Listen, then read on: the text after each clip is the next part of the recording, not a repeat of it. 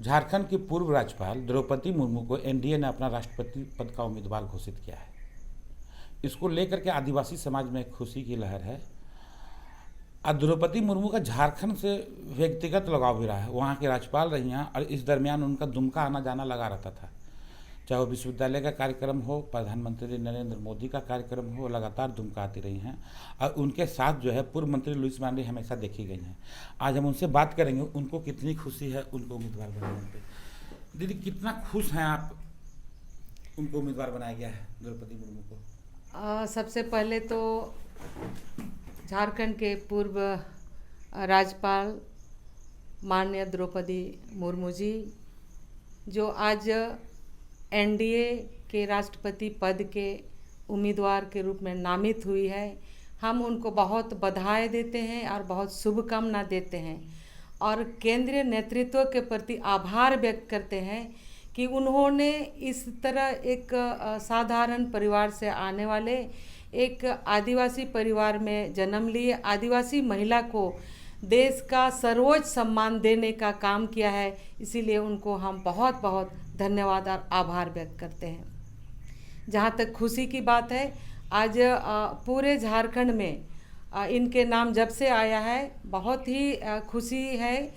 विशेष करके आदिवासी समाज में जिस दिन उनका नाम का घोषणा हुआ है और हमें कई लोगों ने फ़ोन किया, यहाँ तक कि बंगाल से हमको फ़ोन आया, असम से फ़ोन आया कि भारतीय जनता पार्टी को बहुत बहुत धन्यवाद कि एक आदिवासी समाज से लोगों ने राष्ट्रपति पद का नाम का घोषणा कर दिया है। तो इसीलिए हमें भी बहुत खुशी है क्योंकि एक आदिवासी समाज से वो आती हैं और विशेष रूप से वो चूँकि वो संथाल समाज से भी आती हैं।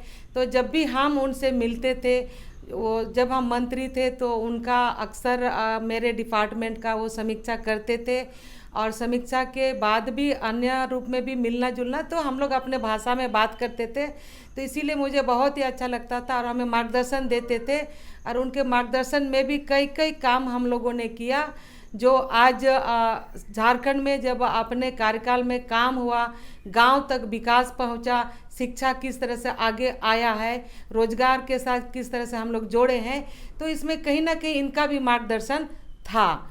तो हम सभी लोग बहुत खुश हैं। आज वो देश का प्रथम नागरिक के रूप में सामने आ रही हैं। इनके दिशा निर्देश में निश्चित रूप से देश और आगे बढ़ेगा, सशक्त होगा और हम सभी मिलके इन लोगों के लिए, इनके लिए प्रार्थना करेंगे कि जो एक मिसाल उन्होंने कायम किया था एक राज्यपाल का कार्यकाल में, वही मिसाल अपने आप को राष्ट्रपति के रूप में भी कायम करे, ऐसे शुभकामना हम उन्हें देते हैं।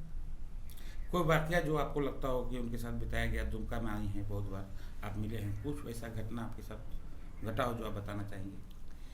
नहीं, कुछ ऐसा विशेष घटना तो नहीं है, लेकिन एक राज्यपाल महोदय के साथ एक साथ में बैठना या साथ में